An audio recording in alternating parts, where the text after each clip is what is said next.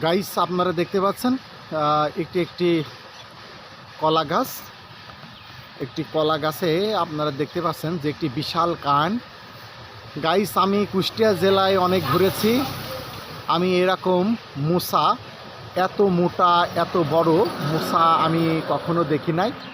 Guys আপনারা দেখতে পাচ্ছেন এই কানটা প্রশস্ত হয়ে ওই উপর থেকে নিচ পর্যন্ত অন্তত 3.5 হাত একটা মানুষ সমান হয়ে আপনার মনে করেন যে এই মুসায় এখনও আশা করা যাচ্ছে বা ধারণা করা হচ্ছে এখনও মনে করেন যে 10 থেকে 15 ছড়ি কলা বেরোবে। তাহলে টোটাল আপনারা হিসাব করুন আর কমেন্টস করুন বেশি বেশি করে যে আর কত ছড়ি কলা এই কানে হবে আর কত লম্বাই বা হবে। ঠিক আছে, আল্লাহর দেখুন কতটা ক্ষুদ্রত, আল্লাহ ইচ্ছা করলেই কি না পারেন।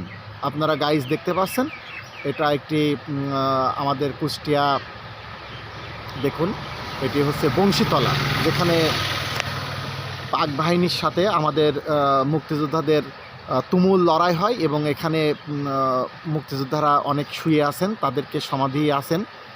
আপনারা এখানে আসলে দেখতে পারবেন সেই বংশীতলা। এখানে মুক্তিযোদ্ধা ব্রিগেড ও পাক বাহিনীর মধ্যে একটা ভয়ানক যুদ্ধ হয়ে অনেক মুক্তিযোদ্ধা এখানে শহীদ হন।